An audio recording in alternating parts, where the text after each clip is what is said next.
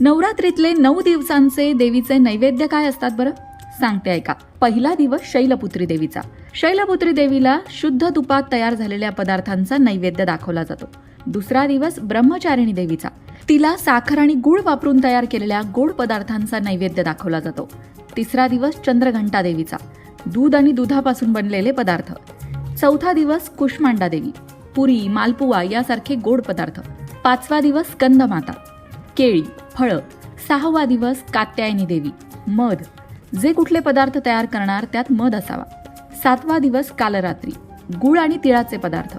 आठवा दिवस महागौरी. नारळ आणि खडीसाखर अर्थात खोबरं आणि खडीसाखर यापासून तयार केलेले पदार्थ. 9. सिद्धिदात्री देवी. तुपात तयार केलेला शिरा. मित्रांनो, या प्रकारे तुम्ही सुद्धा नवरात्रीमध्ये देवीच्या नैवेद्याची तयारी करू शकता.